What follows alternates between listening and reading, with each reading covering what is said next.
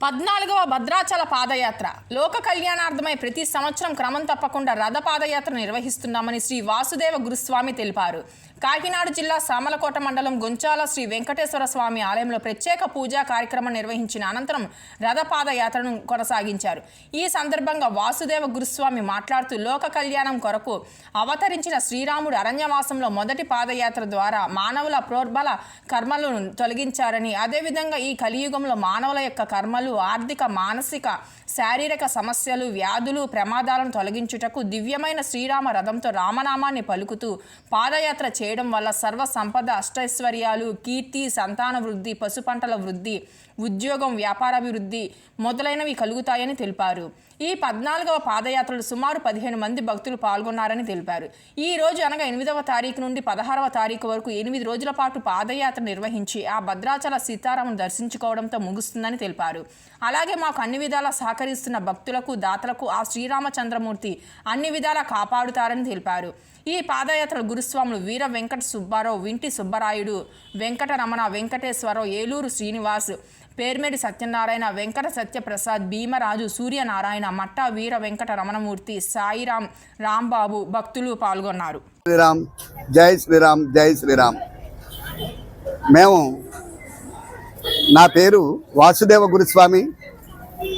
మా శిష్య బృందం అంతా కూడా గొంచాల గ్రామం, ఇంకా ఇతరత్ర గ్రామాలు, ఒక 25 గ్రామాల నుంచి మేమందరం కలిసి ఒక 150 మంది వరకు కూడా సుమారు 200 మంది ఈవేళ పాదయాత్రగా భద్రాచలం బయలుదేరాం. ఉదయం 9 గంటల 15 నిమిషాలకి. మేము ఇది 14వసారి, అంటే ఇప్పటికి 13 సార్లు పూర్తి చేసుకుని 14వసారి పాదయాత్రగా భద్రాచలం పెడతా ఉన్నాం. మేము మొదట 9 సంవత్సరాలకి పాదుకులు చేయించి నెత్తి మీద, శిరస్సు మీద పెట్టుకుని భద్రాచలం వెళ్ళి పాదుకా పట్టాభిషేకం చేయడం జరిగింది. 11వ సంవత్సరం వచ్చేటప్పటికి దివ్యమైనటువంటి రథం చేయించుకుని ఆ రథాన్ని 4 సంవత్సరాల నుంచి రథంతో లాక్కుని పెడుతూ రామనామంతో భద్రాచలం చేరుకోవడం జరుగుతుంది. ఇది లోక కళ్యాణార్థం ప్రజలందరూ కూడా సుఖశాంతులతో ఉండాలని చేపట్టినటువంటి పాదయాత్ర. అలనాడు రామచంద్రమూర్తి, సీతమ్మ తల్లి, లక్ష్మణస్వామి ముందు పాదయాత్ర చేయడం జరిగింది. వారు ఆనాడు ఉద్ధరింప ఎంతో మంది ప్రాణుల్ని, ఎంతో మంది సమస్త జీవరాశుల్ని కూడా ఉద్ధరించినటువంటి మహానుభావులు. అదే బాటలో దాన్ని ఆదర్శంగా తీసుకుని మేము ఇప్పుడు పాదయాత్ర చేస్తూ ఉన్నాము. ఫస్ట్ని 2012లో ప్రారంభించాం. ఇప్పుడు 2025 ఇది 14వసారి పాదయాత్ర. ఈ పాదయాత్ర 9 రోజులు, అంటే ఈ వేళ 8వ తారీఖున బయలుదేరినటువంటి పాదయాత్ర 16వ తారీఖుకి భద్రాచలం చేరుకుంటుందన్నమాట అండి.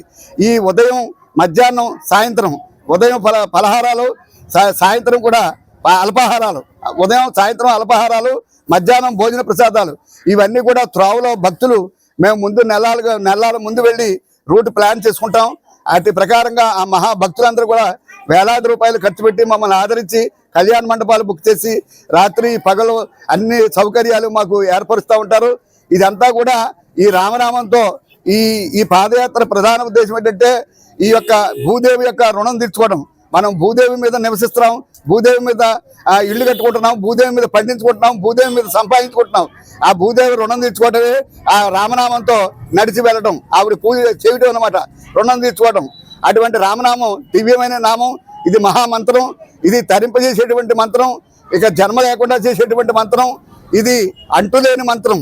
ఇటువంటి మహామంత్రాన్ని జపిస్తూ ప్రతి వాళ్ళు కూడా ఆరోగ్యంగా ఉండాలి.